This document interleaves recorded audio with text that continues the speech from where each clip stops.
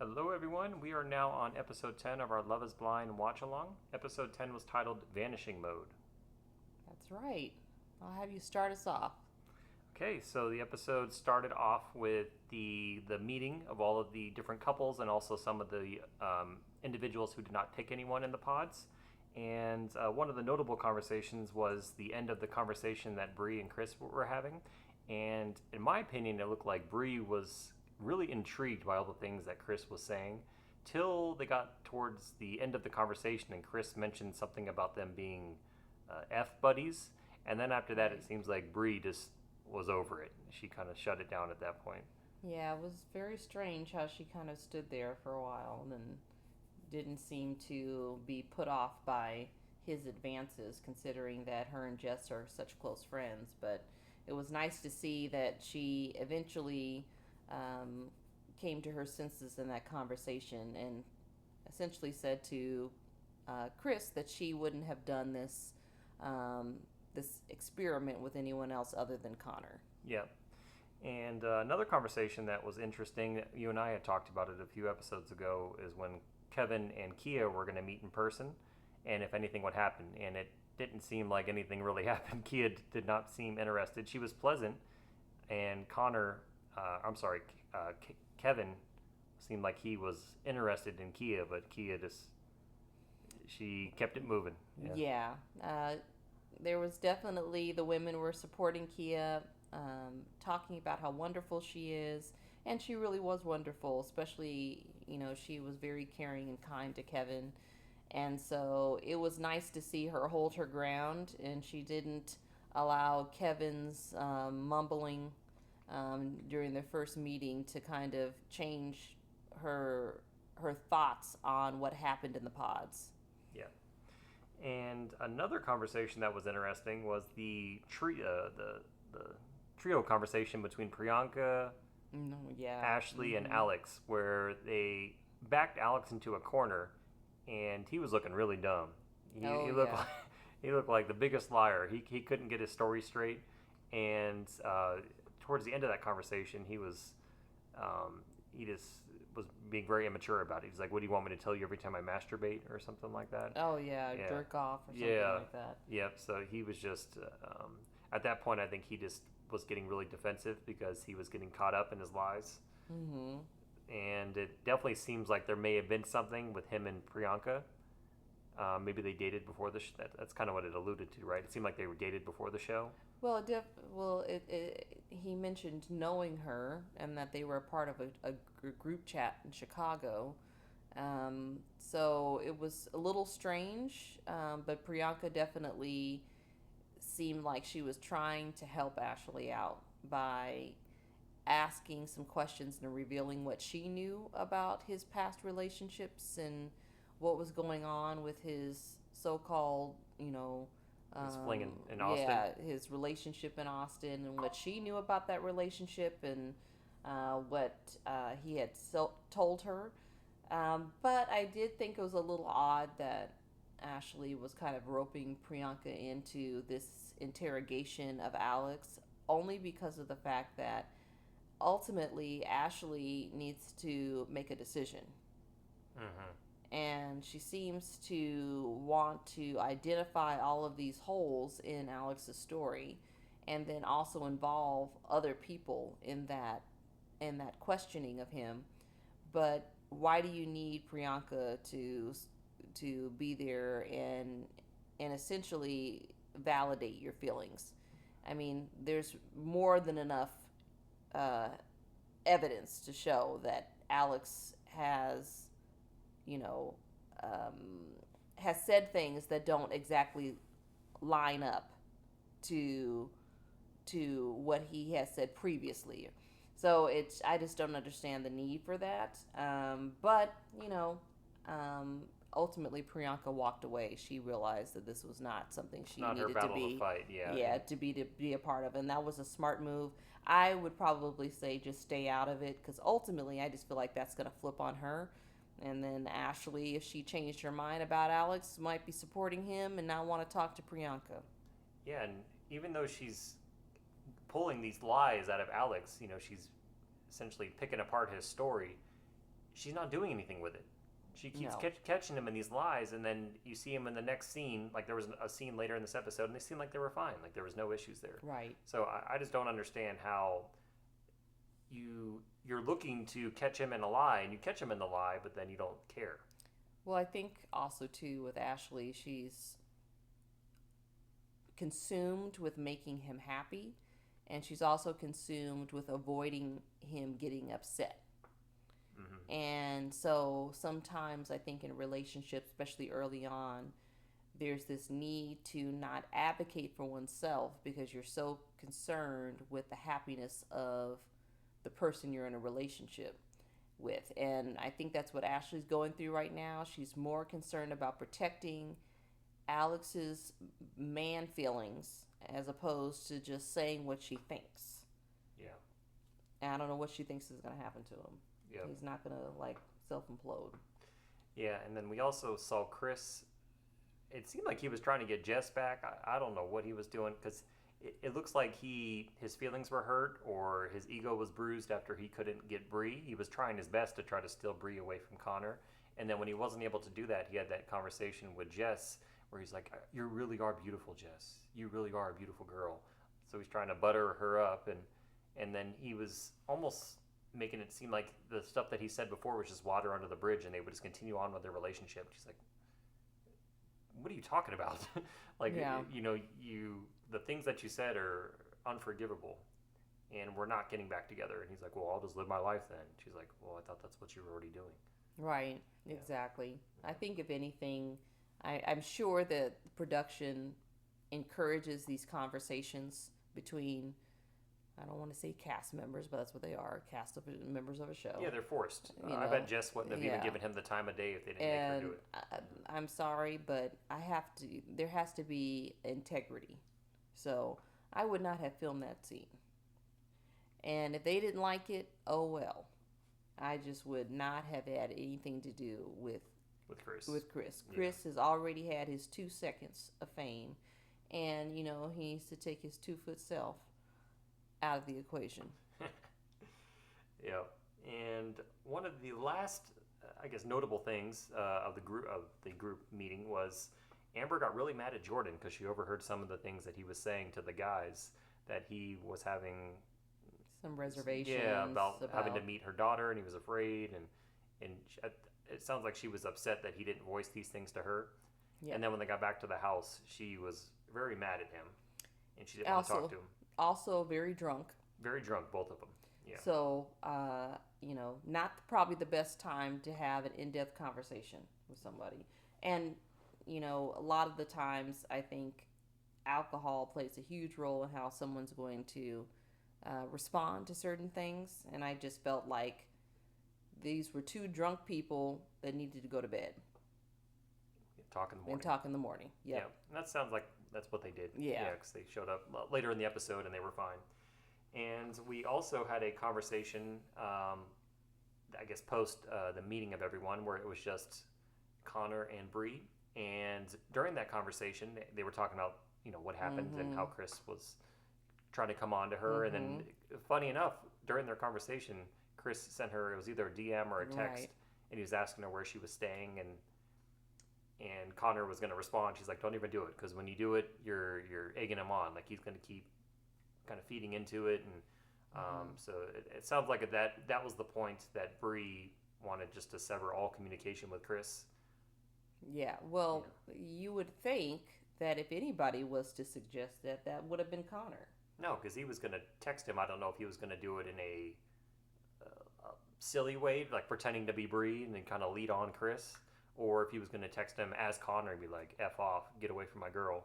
Ultimately, yeah. Bree saved him from doing something he didn't want to do in the first place. Because the bottom line is that if he felt that way, he would have said it to his face instead of doing it through a text message or a DM. Yeah. So to me, I was not impressed by him going, "Oh, do you want me to respond to that?" You had a chance to respond. You had a whole night to be able to say something to him. And you didn't go over while he was talking to Bree. No. And I don't know if you saw, but during their interaction, he was like touching her arm, like he was being very Right, flirtatious. right. And Connor never once went over there. At least they didn't show No, it. So no. So to me, it was a little too late, and I just was not impressed. yeah, I wasn't impressed by that one. yep. And another interesting conversation later in the episode was between Devonte and Oh yes, yeah. yep, Devonte and Brittany, Brittany. yep. Yeah, And Devonte was talking about how much he makes, and he said he at times he makes upwards of $40,000 a month, yep. and sometimes $12,000 a month. Now, even the 12,000 a month is a It's lot of money. exorbitant amount of money for Yeah, most people. yeah, but she's a nurse, so I'm sure she does very well. But the 40,000 a month is insane. Do you think he actually makes that much? Well, he's in sales, right? I think that's what he talked about. But you had a comment too. You're like, he doesn't Yeah, have the most blossoming no, personality. I just don't see how somebody. To me, his personality is there's nothing there. Okay, I don't see how how this man could get me to buy anything, Yeah. unless he really is Sinbad from the movie Shazam, and he Uses is. wishes. Yeah, it was whether it's Shazam or Kazam, and he really is a genie. And he's granting people's wishes, and that's how he's getting paid. Yeah, we confused the two. Apparently, they're two different movies because I remember the one was Shaq and that one was Kazam. But And I Sinbad think was this is Shazam. Shazam. So these were two different Yeah. movies. So Sinbad Shazam, I'm just not buying it. I'm sorry. I would want to see. I would hope that anyone cast on the show that they would be checking their financials to verify the things that they're saying. But he, to me, does not seem like somebody that's making sales like that. I just do not buy it. He barely talks. He's not interesting. If I was if I was in a conversation with him, I would go, "You don't even seem enthusiastic about what you're selling." He can't even sell himself. When I think of Okay? someone in sales who's really successful, that's exactly what I'd be. Mm-hmm. Imagine them. Imagine the traits that they would have to be a successful salesman. They would have to be very passionate about what they're selling, Charismatic. very knowledgeable, very charismatic, able to draw in people's attention. Because unless you're selling something to someone that they already really really want, then maybe Yeah. he's going to make a lot of money. But Right. odds are he's probably pitching. I don't know if it's to individuals or to companies Mm-hmm. or both, but um, I don't know. I'm not Yeah. sure how he's making that much. I just there's something about it that just did not sit right with me. But there's been something about him this whole time that hasn't set right with me. I just don't see what Brittany sees. I don't know. You had a theory that she just wants to get married. Is that you think she doesn't really like him? She just wants to get married. I just is think that what there's a it is? running theme with all of the young women on there, and that's called get some self esteem. Yeah. It makes me think, it's the importance, and maybe I'm able to see it a little bit, see it now being older than them. And because I'm sure there are times in my life that I looked like a boo boo fool if I would have been on television. And people would have said, "Girl, why are you doing that? Or why are you making, certain adjustments or concessions for people," right? But I think there's something to be said about raising young women to be confident in themselves and to have some just boundaries when it comes to their relationships and people that they express interest in. And I feel like with Brittany, I mean, girlfriend, it's like she acts like he's her only shot instead of approaching the relationship with what she knowing that she's bringing a whole lot to the table and that she doesn't have to settle for him. There's so many other men out there, and it's not to say that you should dismiss or disregard your relationships and the relationships you're building with people, but you never want to enter any situation thinking that they have more to offer than what you have to offer. And I think that mentality, that thought process, puts yourself in situations with people who are not worthy of your time. And she makes it seem like his time is somehow his time, what he has going on, who he is, that she feels like she has to prove something to him. Who is he? She doesn't know anything about this guy. He barely talks. Yeah. And also, does he live in Ohio or North Carolina? Because he mentioned, didn't he say something about North Carolina? Like I can't remember anything this guy says other than the fact that he says that he likes to be by himself. And I think that's great. I think he should spend a whole lot more time by himself and stop bothering other people. Yeah. Why are you on the show? I don't understand it.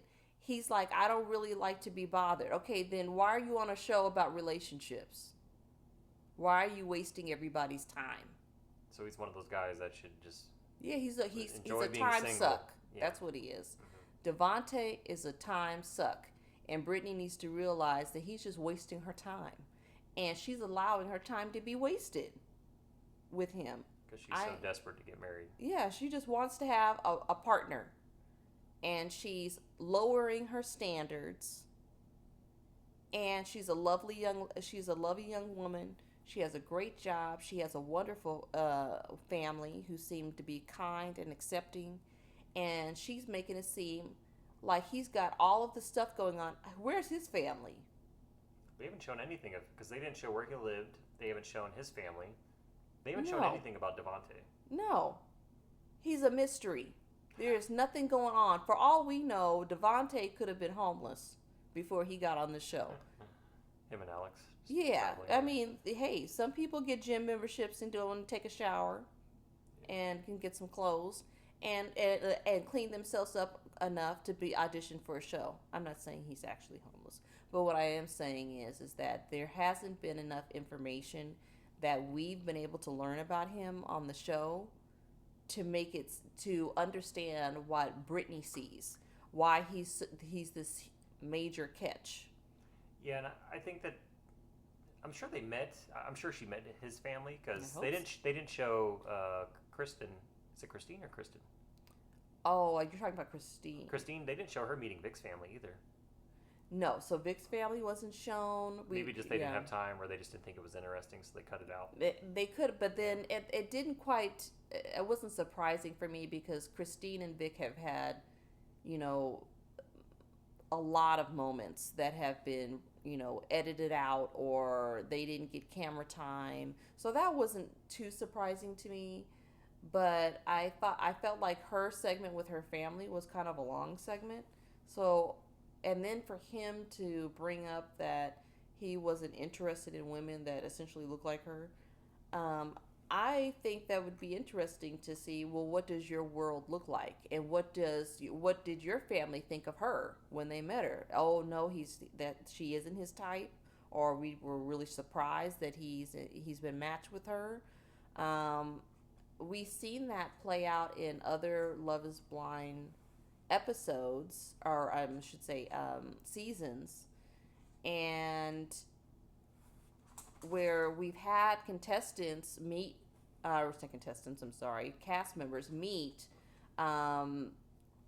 each other's families, and the families will say, yeah, this person really does not align with who they usually date. So I think that would have been interesting to hear what his family had to say. We just don't, even in the conversation with her dad, he never brought up anything. Now, her dad didn't ask, but he never brought up anything that seemed relevant. Mm-hmm. So I personally, at this point, I'm not saying I dislike him. I just don't get it. I just don't. They just don't seem like they're a good match. Well, I don't even know who he would be matched with because there's just nothing there. There's you just don't see. I don't know who he is. I don't think she knows who he is. I don't think he knows who he is because he can never say anything. Mm-hmm. He never can be straightforward with her about anything. To me, it's just it's like trying to work with something that just isn't there. Mm-hmm. And she did mention something. So the last part of the episode, it showed the grooms and the brides, and they were trying on their tuxedos and their suits and their dresses. And she said something, right? Did she say something about him? He was a man of few words or something like that. So it was in regards to, not really complimenting Yeah, her, yeah. and not feeling as if she, um, is, attractive to him. Mm-hmm. And my thing is that, and then but then as soon as she said it, she made an excuse for it instead of asking him why that is, because she didn't want to know the answer. She really didn't want to hear his answer. So what she did is, I just know that that's how he is. And, he just does that because he's just different that way. No, maybe he does it because he doesn't want you to have any self esteem. He doesn't want you to feel confident in yourself. Or he's not attracted to you. So it's either two things. A, he's not attracted to her, which I don't quite understand that whole thing, because I'm like, what are you attracted to? Because he has not said what he is attracted to, other than he says, I don't like women of color. Okay, but that to me doesn't make any sense. That's like one aspect. He didn't say, I'm attracted to this type of person. We got more out of Chris about what he's attracted to, as opposed to Devontae. So, okay, so you don't like her skin color. That was pretty much it. And so, is there other aspects to her that you do find attractive? Like, that part didn't make any sense to me. He didn't say like what he looks for in character. What are his, when it comes to like morals and, um, you know, a vision for the future. We don't know much about Devontae. He doesn't say anything. Did you have a favorite dress? I always feel like when I watch it, they give them limited options. I was because But Brittany got her own. She got her own. well, she got her own dress, but some of the other women, It looks the same as every season. I've never been I've never been a big like wedding person. Like, I've never been that person that dreamed about what it would be like to get married and what would I wear, and that's just me. I've just never have been like that. But I thought all the women looked lovely, and I would say they've looked lovely throughout the show too. So it's a dress. Ultimately, it's one day, and for most of them, they're going to have bad memories and associations to that dress. So the likelihood, if the show does allow them to keep the dresses, the likelihood of them ever wanting to wear it again is probably slim to none. Yeah. So. Yep. Okay, so we have one more episode before I guess we get till episode 12 premieres on March 4th. So we have to go ahead and get to episode 11, which looks like it starts with, or at least from the picture, it shows Mike walking down the aisle with his mom. Wow. So we'll go ahead and we'll get to episode 11 here soon. And then we're actually going to do a live watch along for episode 12 and also for the reunion. So yes. You guys will get to do a kind of like a companion episode where we're going to watch it together. So that should be fun. And yes, I'll have to mind my comments. Oh yeah, we're gonna have to be careful because we edit out some stuff on the podcast. We can't edit out the live stuff. Yeah, yep. So we'll catch you all in episode 11 very soon. All right.